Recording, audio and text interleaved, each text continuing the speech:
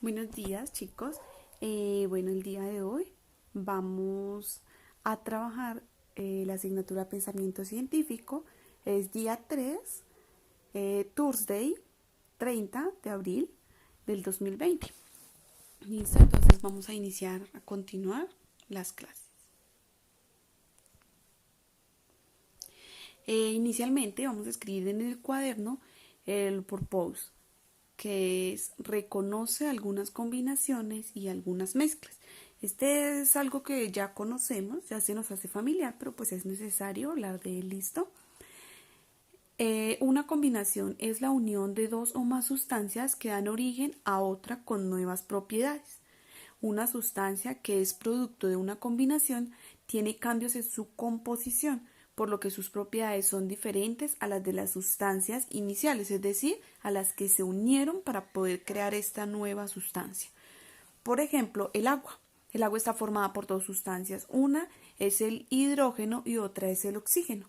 Entonces, el hidrógeno tiene unas características, el oxígeno tiene otras, y el agua, que es la combinación, es el resultado de la nueva sustancia, tiene otras características diferentes. ¿Listo? Entonces, y otras propiedades. Ahora vamos a ver qué es una mezcla. Una mezcla es la unión de dos o más sustancias que, a pesar de estar combinadas entre sí, conservan sus propiedades. Las mezclas se clasifican en dos: homogéneas y heterogéneas. Esto es algo que nosotros vemos diariamente, es algo que ya es muy familiar, pero pues lo vamos a mencionar, ¿listo? Las mezclas homogéneas tienen una apariencia uniforme, es decir, que es difícil diferenciar sus componentes a simple vista. Las mezclas están formadas por diferentes sustancias también. Y cuando son homogéneas es que están compactas, están unidas. Y como dice que es difícil de diferenciarlas, quiere decir que, por ejemplo, nosotros no podemos verlas a simple vista, las sustancias que están formando esa mezcla. Tenemos el ejemplo de las gaseosas. ¿De qué están hechas las gaseosas? Entre lo que tienen agua y tienen azúcar. ¿Nosotros vemos los granos de azúcar? No, no los vemos, porque es homogénea, se han disuelto y ya formaron esta sustancia. También tenemos el ejemplo del café, el tinto. Entonces, ¿qué contiene este tinto? Tiene los granos del café, que es un polvito, ya se mezcló con agua y se mezcló con azúcar. Tiene esas tres cosas. Y si queremos un café con leche, le podemos agregar la leche. Y podemos nosotros decir, esta es la leche, este es el tinto, este es el azúcar. No, porque se ve una sola sustancia, ¿sí? Y de un solo color, que en el caso del café con leche es cafecito. Pero no podemos decir, esto es azúcar, esto es café, esto es leche, porque ya está esa mezcla, perdón, homogénea. ¿Listo?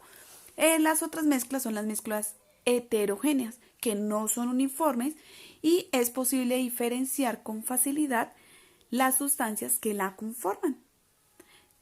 Por lo general, estas mezclas tienen apariencias irregulares. Tenemos el ejemplo de la ensalada, una ensalada de frutas o una ensalada de verduras.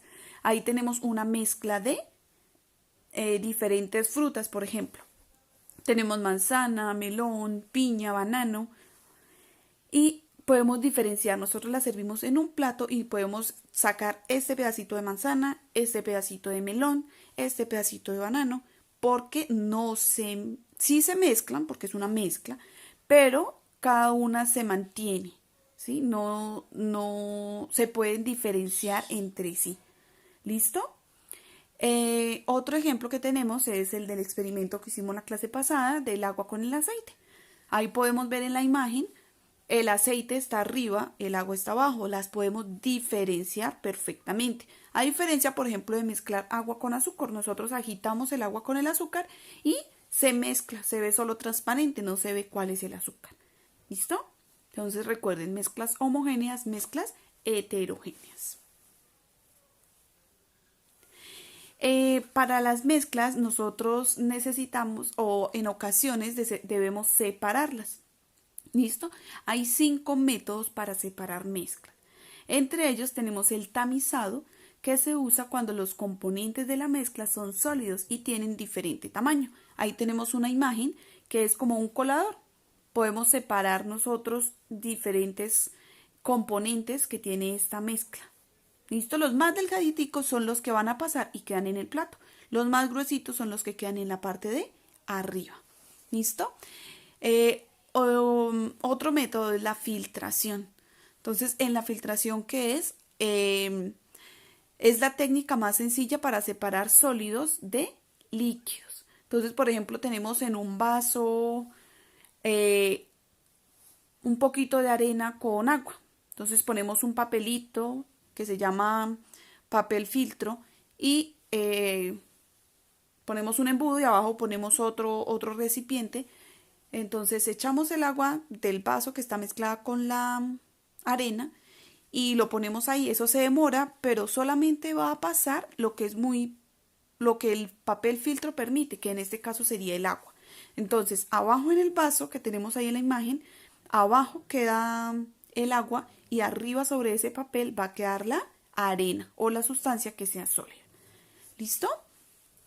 También tenemos la evaporación, que consiste en calentar una mezcla hasta que uno de sus componentes cambie a estado gaseoso. Esto lo podemos ver cuando hervimos el agua. Nosotros hervimos el agua, empieza a hervir la olla con agua, por ejemplo, y vemos salir el vapor. Ahí unas sustancias ya se están evaporando. ¿Listo?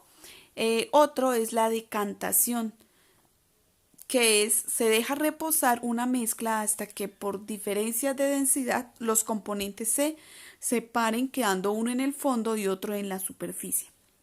Esto sucede, por ejemplo, con el jugo. A veces en la casa hacemos jugo y lo dejamos bastante tiempo servido en el vaso y cuando nos damos cuenta se ven como dos capas, una de agua y arriba otra. Esa es la decantación, entonces toca mezclarlo. En el ejemplo que tenemos ahí en el vaso puede ser, no sé, una cucharada de tinto con agua. Entonces echamos el tinto, eso se va al fondo con un tiempo que se deje reposar, no se mueva ese vaso. Entonces podemos diferenciar el café del agua. ¿Listo?